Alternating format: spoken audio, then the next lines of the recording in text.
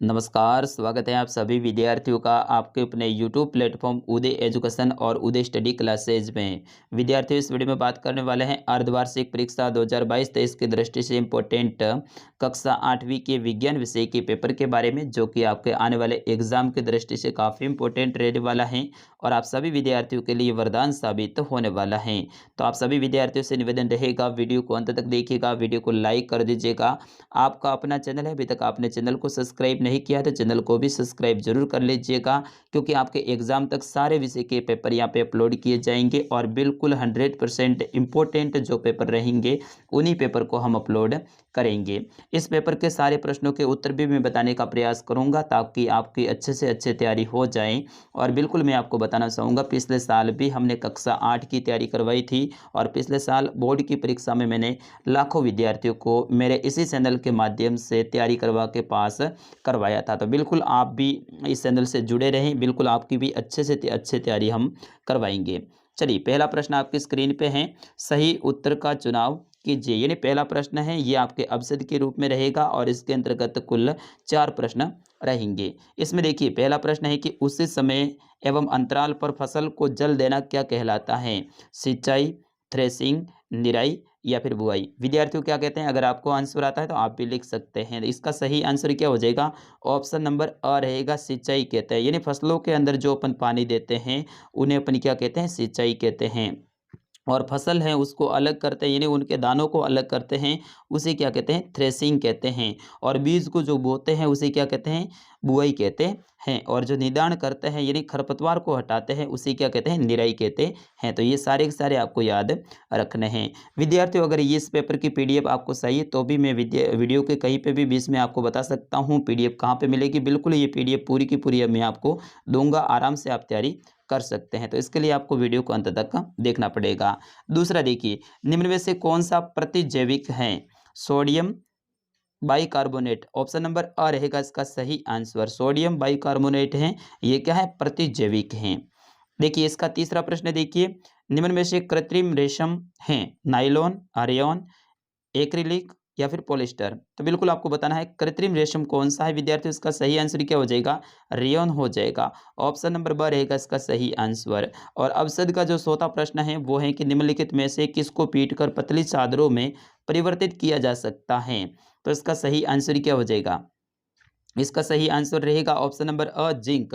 Zinc को अपन पीट कर पतली चादर के रूप में बना सकते हैं। चलिए, दूसरा प्रश्न है आपके रिक्त स्थान से संबंधित आएगा अर्धवार्षिक की परीक्षा में, जिसमें आपको क्या करना है? खाली जगह को भरना है। पहली खाली जगह देखिए, फास्फोरस बहुत खाली जगह अधातु है। तो फास्फोरस कैसी है?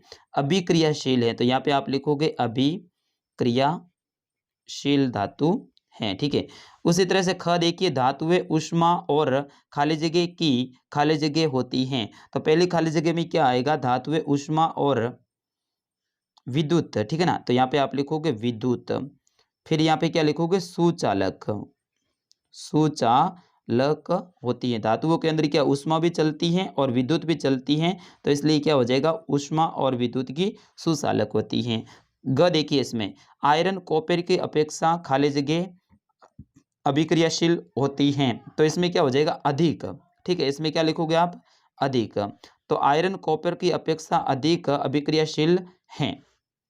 ग है, धातुएं अम्लों से अभिक्रिया कर खाली जगह गैस बनाती हैं। कौन सी गैस बनाती हैं? Hydrogen gas. तो यहाँ पे लिखोगे हाइड्रोजन, ठीक है, हाइड्रोजन।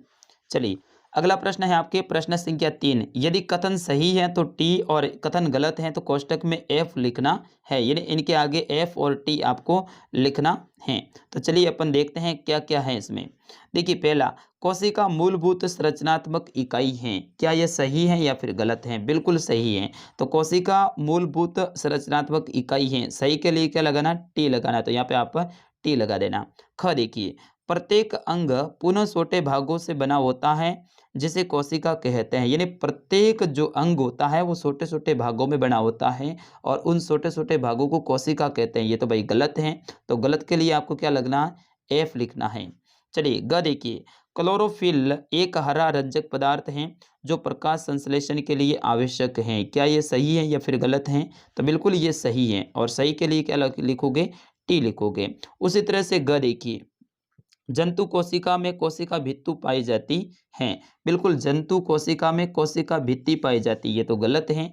तो इसमें क्या हो जाएगा, आप एफ लिखोगे, गलत के लिए एफ लिखोगे। कोशिका भित्ति तो पादपों में पाई जाती हैं।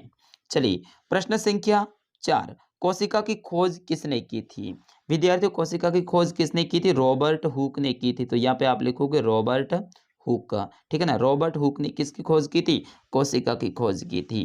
5वां प्रश्न देखिए, पौधों की उचित वृद्धि के लिए कौन से कारक उत्तरदायी होते हैं? तो पौधों की उचित वृद्धि के लिए कौन कौन से कारक होते हैं उत्तरदायी? एक तो होता है वायु, एक होता है सूर्य का प्रकाश, और जल और पोषक तत्व होते हैं। ये बहुत जरूरी है। अगर ये सभी चीजें मिल जाती हैं तो पौधे की वृद्धि है वो तेजी से होती हैं। सूक्ष्म जीवों के मुख्य वर्ग कौन कौन से हैं? सूक्ष्म जीवों के मुख्य वर्ग कौन कौन से हैं? तो इसमें आप लिख सकते हैं, सूक्ष्म जीवों के मुख्य रूप से 4 वर्ग होते हैं, जैसे कि जीवाणु, कवक, प्रोटोजोआ और शैवाल। 7वां प्रश्न देखिए, कुछ रेशे संश्लेषित क्यों होते हैं या फिर संश्लेषित क्यों कहलाते हैं? यानी कुछ रेशे होते हैं वो संश्लेषित क्यों कहलाते हैं? तो ऐसे रेशे जो मानव के द्वारा रासायनिक प्रक्रमों द्वारा बनाए जाते हैं उन्हें क्या कहते हैं? संश्लेषित रेशे कहते हैं। मैं दोबारा से बता रहा हूँ, ऐसे रेशे जो मानव के द्वारा रासायनिक प्रक्रमों द्वारा बनाए जाते हैं संश्लेषित रेशे कहलाते हैं। संश्लेषित रेशों की कच्ची सामग्री है वो पेट्रो रसायनों से मिलती है। ध्यान रखना, इनकी जो कच्ची सामग्री होती है ना वो पेट्रो रसायनों से मिलती हैं। और इसके उदाहरण की बात करें तो आप लिख सकते हैं एक्रेलिक, पॉलिस्टर, रेयॉन और नाइलॉन। इस तरह से इसके उदाहरण भी आप लिख सकते हैं। चलिए, प्रश्न संख्या 8 काफी इंपॉर्टेंट है आपके एग्जाम की दृष्टि से। और 8वां प्रश्न है कि सोडियम और पोटेशियम को मिट्टी के तेल में क्यों रखा जाता है? विद्यार्थियों, ये आपके आगामी बोर्ड परीक्षा की दृष्टि से भी इंपॉर्टेंट है, आपके बोर्ड की परीक्षा में भी आने वाला प्रश्न है, क्योंकि ऐसे ही प्रश्न आपके एग्जाम में आते हैं। तो बिल्कुल, सोडियम और पोटेशियम है ये दोनों ही अधिक क्रिया करने वाले धातु हैं, यानी अधिक क्रियाशील धातुएं हैं। ये वातावरण और जल के साथ में काफी तीव्रता से क्रिया करती हैं और जल उठती है, यानी ये जलने लगती है हवा के साथ में, और साथ ही नमी बार मिल जाती है, यानी जल मिल जाता है इसको, तो ये जलने लगती हैं तेजी से। इसीलिए वायु और नमी से अलग रखने के लिए इन्हें मिट्टी के तेल में रखा जाता है। मैं दोबारा से बता देता हूँ, सोडियम और पोटेशियम दोनों ही अधिक क्रियाशील धातुएं हैं। ये वातावरण और जल के साथ में काफ़ी तीव्रता से क्रिया करती हैं और जल उठती है, यानी जलने लगती हैं। इसीलिए वायु तथा नमी से अलग रखने के लिए इन्हें मिट्टी के तेल में रखा जाता है। चलिए, 9वां प्रश्न आपकी स्क्रीन पे है, आगाध वर्तनीयता से आप क्या समझते हैं? यानी आगाध वर्तनीयता किसे कहते हैं?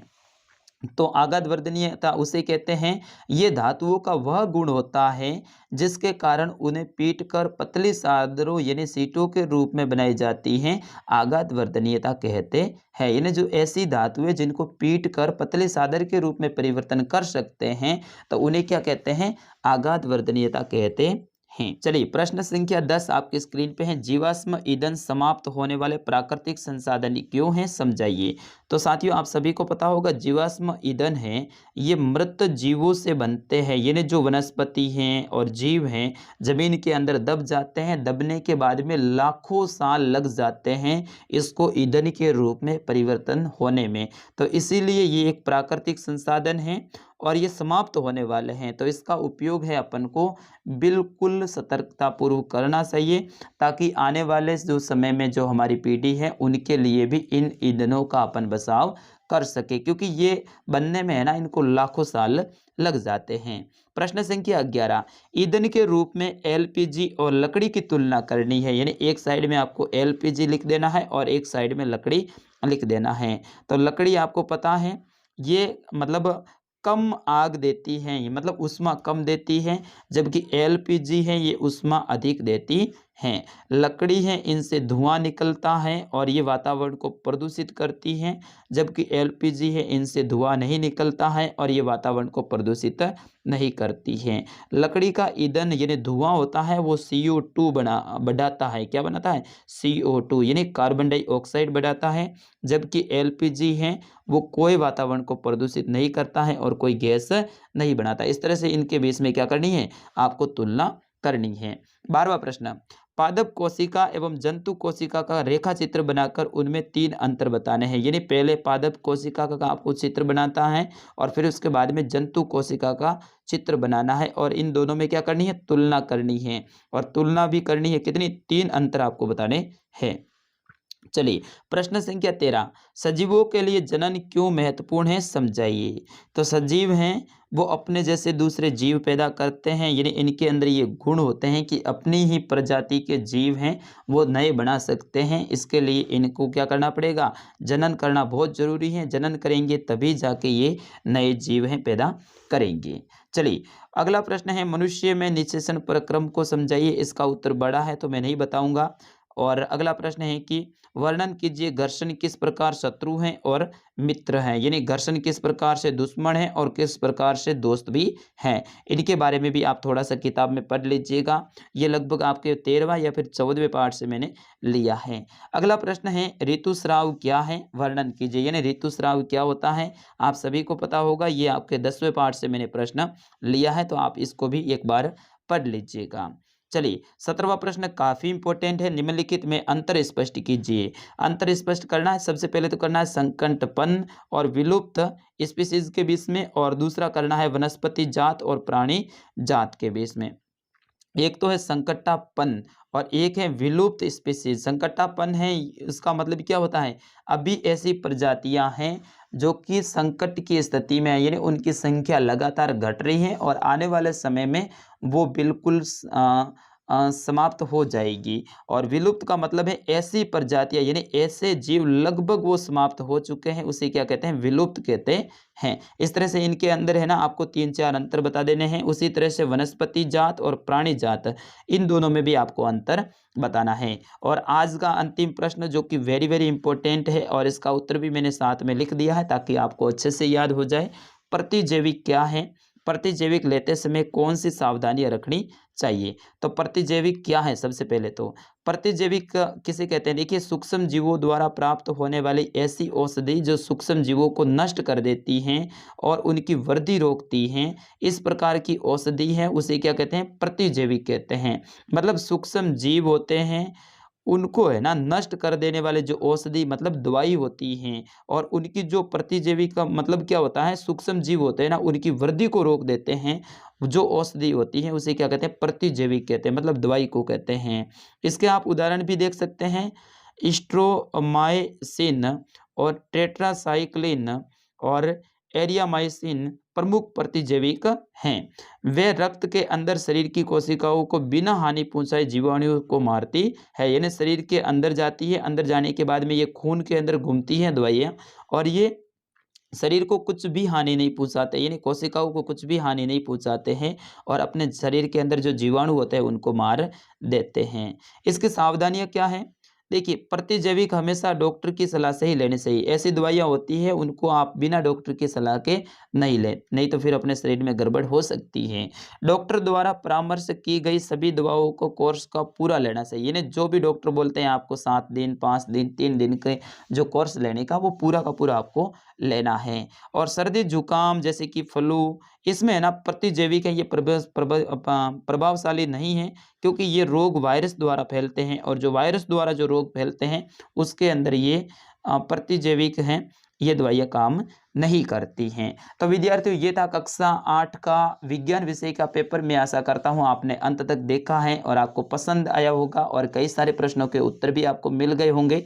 ये जितने भी मैंने प्रश्न बताए हैं ये सारे के सारे आपके एग्जाम की दृष्टि से 101% इंपॉर्टेंट हैं। चाहे आपका अर्धवार्षिक की परीक्षा हो या फिर बोर्ड की परीक्षा हो, इन दोनों ही परीक्षा के लिए ये इंपॉर्टेंट रहेंगे। मैंने आपसे शुरुआत में ही वादा किया था कि ये पेपर भी मैं आपको प्रोवाइड करवाऊंगा, तो बिल्कुल ये पेपर आपको मैं देने जा रहा हूँ। आपको मिलेगा पेपर मेरी वेबसाइट पे। वेबसाइट है उसका नाम है udaystudy.com। आप लिख सकते हैं गूगल में जाके udaystudy.com, ठीक है। अगर ये लिखना नहीं आता है तो यहाँ पे देखिए कक्षा 8 अर्धवार्षिक परीक्षा वगैरह ये जो मैंने नाम दे रखा है इसके ऊपर आप धीरे से हाथ से टच कीजिए। जैसे ही आप टच करेंगे तो नीचे खूब सारा विवरण खुल जाएगा, यानी खूब सारे नाम खुल जाएंगे। उसके अंदर हमारे वेबसाइट की लिंक दे रखी है, उसके ऊपर क्लिक करो, सीधे ही आप मेरी वेबसाइट पे चले जाएंगे और वहाँ पे राजस्थान जीके का ऑप्शन मिलेगा, उसके अंदर ये पीडीएफ मिल जाएगी। जैसे ही आप पीडीएफ डाउनलोड के ऊपर क्लिक करोगे ये पीडीएफ डाउनलोड हो जाएगी, आपके फ़ोन में आ जाएगी। आराम से आप पढ़िए, तैयारी कीजिए और ऐसे ही आप आगे बढ़ते रहिए। विद्यार्थी मिलते हैं अगले वीडियो में। अगली क्लास किसकी लेनी है आप ज़रूर बताइएगा, अगला पेपर मैं किसका लेके आऊँ आप कमेंट में ज़रूर बताइएगा। मिलते हैं अगले वीडियो में, तब तक के लिए नमस्कार, जय हिंद।